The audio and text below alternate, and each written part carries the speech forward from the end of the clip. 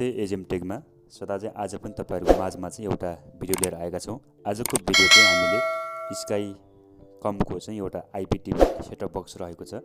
यो चाहिँ हामीले डिजिटल स्मार्ट टिभीलाई चाहिँ हामी सामान्य खालको टिभीले पनि स्मार्ट टिभी बनाएर यसमा चाहिँ हामी सजिलै युट्युब देखि लिएर तपाईको नेपालका हरेक च्यानलहरु चाहिँ हामी यसमा हिन्दी च्यानल नेपाली हिन्दी च्यानलहरु चाहिँ लाइभ हेर्न सक्छौं। यसलाई चाहिँ हामीले तपाईले घरमा चाहिँ वाइफाई राख्नु भएको छ र डिसोम पनि राख्नु भएको छ भने चाहिँ तपाईलाई डिसोमलाई हटाएर यसमा चाहिँ तपाईले यो सेटअप बक्स किनेर त्यही वाइफाईबाट नै यसलाई प्रयोग गर्न सक्नुहुन्छ। आज हामी यसलाई अनबक्सिङ गर्न गइरहेका छौं। यसरी म यसलाई खोल्न गइरहेको छु। यसरी खोलौं। यसरी हेर्दाखेरि यो सानो एकदम राम्रो खालको चिटिक्क परेको रहेको छ।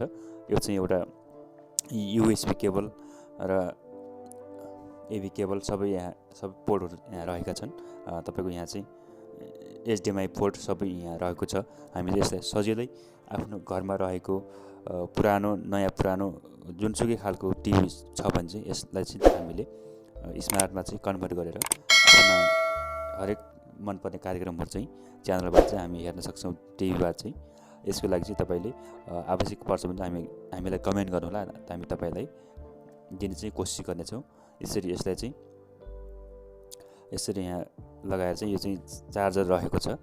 चार्जरमा यसरी खिलेर हामी चार्ज लगाएर चाहिँ यसरी हेर्ने छौं। र यहाँ चाहिँ एउटा एचडीएमआई केबल रहेको छ। यो केबल चाहिँ हामी टिभीबाट चाहिँ यसमा चाहिँ कनेक्सन गर्नलाई चाहिँ यो चाहिँ काम लाग्छ। यसलाई चाहिँ म यसरी खोलेर देखाउँछु। यो चाहिँ यो भित्र आउने सामान चाहिँ यही नै रहेको छ। यो चाहिँ सामान्य सिम्पल रहेको छ र तपाईले पनि यो यसलाई चाहिँ घरमा चाहिँ जडान गर्न चाहनुहुन्छ भने चाहिँ कमेन्ट गर्नु होला। यो चाहिँ रिमोट बक्स रहेको छ। यसमा चाहिँ सानो खालको ब्याट्री लाग्छ। यसमा चाहिँ यो ब्याट्री चाहिँ हामी यहाँ चाहिँ रहेको छैन। यो ब्याट्री चाहिँ यसरी राखेपछि हामीले सहजै प्रयोग चाहिँ गर्न सक्नेछौँ। र अन्य यस्तै भिडियोको लागि चाहिँ हाम्रो च्यानललाई सब्स्क्राइब गर्नु होला। हवस् त, नमस्ते, शुभ दिन।